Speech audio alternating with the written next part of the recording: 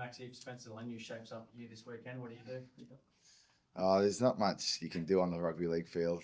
It's just a bit of push and shove. So, yeah, I was obviously got to meet Spencer in camp, and I consider him a good friend of mine. I know obviously on the football field things are different, but um, yeah, you can't really throw much punches these days. So it's probably an advantage to me because I'm not great at throwing them anyway. So yeah, you don't have to be too brave on the football field these days, thankfully. Just how much does Spencer change? Sorry. Sorry. How much does Spencer change? Because like whenever we chat to him, we'll see him around, he's always smiling, and then he like sees mixed when he's on field.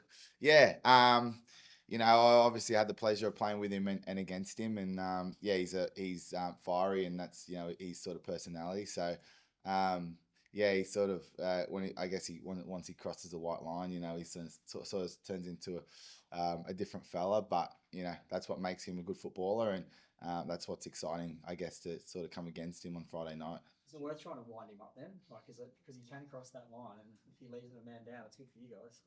Yeah, yeah. I mean, I don't know. I think it's sort of. I don't really like thinking too much about the opponent or sort of going too deep into that. I just try and focus on our game and what's going to make us better.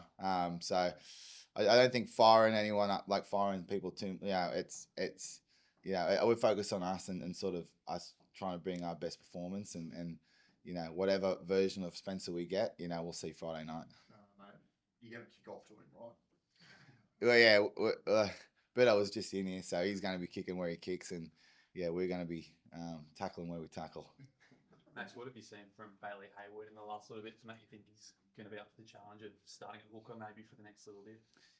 Yeah, Bailey's been great. Bailey's been someone that's been great all pre-season, all year. I think he's earned a lot of trust, and respectfully, there probably wasn't a spot for him in the 17 at the start of the year, and he's just forced his way into the team every week, and he's such a player to play against, and now force himself inside that 13 in the number 9. It's a credit to himself and how he's going, and I'm happy for him. He's a great fella off the field, and I think he's got a really bright future. We know that you guys have done some work sort of simplifying the attack the last few weeks. It really worked in that Manly game. Like, can he sort of give you guys another lift in attack now he's starting at hooker?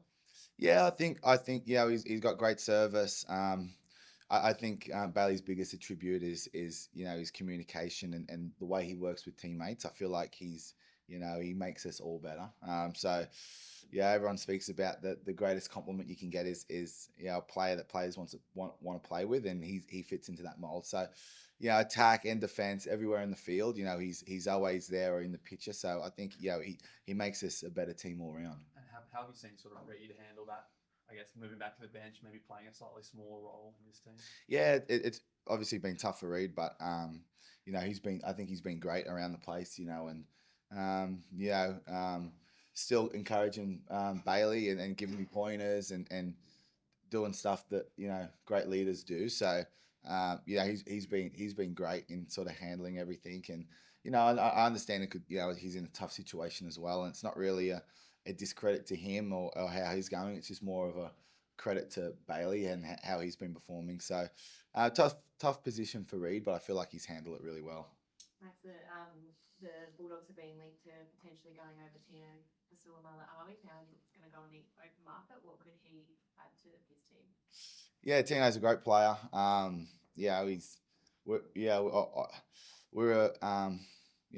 think great teams, go after great players, and Tino fits that role. He'd fit in here great. Knowing him personally, he's a great fella. And he's team first with everything. So I think he'd fit in great here.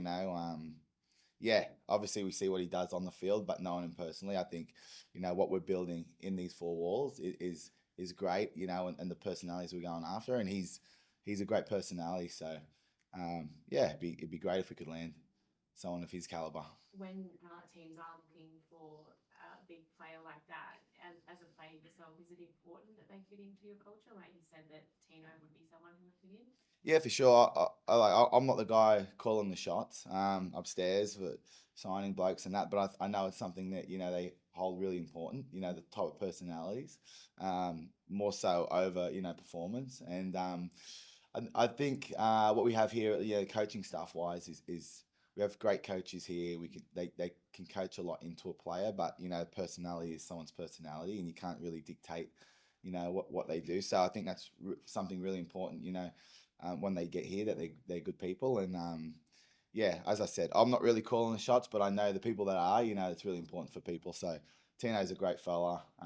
Yeah, I'm sure whatever happens, I haven't really been on social media and that, but whatever happens, wherever he lands up, yeah, he'll be great for a club. What's he like to come up against on the field? Yeah, he's a big boy. He's physical. You're in for a physical day when you versus Tino. So hard man to handle. So yeah, he's another man that I've played with and against, and yeah, it's definitely better when he's on your side. We were asking Berto about his kicking game. As a front rower, is there anything better than watching a ball go 20 metres to 10 metres at the other end? Yeah, not much. Yeah, it was a great sight to see. I was the lungs were blowing hard at that stage. So when he kicked it, I thought, oh, I got to get on my bike again and get down there and chase. And then when I seen it went out, I was stoked. So yeah, it was a great moment. Watching the game back, I didn't really see what a great kick it was until sort of watching the game back. So yeah, it's awesome to have those type of players in your team and sort of doing brilliance like that on the field definitely helps. What have you noticed about Berto? You spoke about his development and picking his moments. Have you noticed that the last 12 months that he's now picking big moments to go after? Yeah, I think so. I think that with his maturity, now a big thing is his running game. I think the way he's been running, and that's probably his greatest threat. And to see whenever he takes a line on, he's always a handful for the side. So I think it's been great to be on this journey with Berto. There's not too many of us left. From the original. I think it was 2022, and for me and Berto to be here, and it's been great to see his development. As I said, with other players, you get to see their performances week in, week out, but his leadership off the field, talking in team meetings, things like that, it's been awesome to see. So I'm sure he hasn't hit the roof yet, hit the ceiling. So yeah, I feel like he's going to keep getting better and better. It's a club with such proud history, mate, but it's been a long time since there's been, real success here. Like, I think, 21 years since premiership, haven't won a finals game since 2015. Like, are you guys kind of intensely aware of the opportunity that lies ahead of you this year? We are, but I don't think it's with an aspect of pressure and that we need to. I think it's we're in a great opportunity now, of doing something great this year, and I think it's never really been of the mindset of the last couple of decades and it's failures. It's more so of sort of doing something great while the opportunity's here, because once it's gone, and we were disappointed. I know we didn't finish as high last year, but we're disappointed how we went out last year, and it's just a bit of a waste opportunity, I think. So I think we're just focused on this year, this opportunity, and sort of doing the best we can with it. Have you thought much about the end of the year, the rep sort of season? Like, you're obviously eligible for England, but you want to make your way into the Kangaroos, I imagine. So have you thought much about that? I mean that stuff's far ahead. Like I think, like, I know one thing. Being fortunate enough to be selected for my state. It's off the back of how the team's doing, and I'm such a advocate of that. I feel like the way the Bulldogs was going was a reason my name was in the draw, and I feel like it'll be similar for the end of year rep stuff. For us to be going well as a team, it brings a lot of names in the draw, and I think that's the number one priority now. And for us with all of Origin and everything finished now, it's a really good time to focus on what we're doing as a team and doing the best we can to put, I guess, myself in the sort of best situation for that, wherever it may lead at the end of the year. Would Kangaroos take precedent over England? Yeah, they would. Yeah.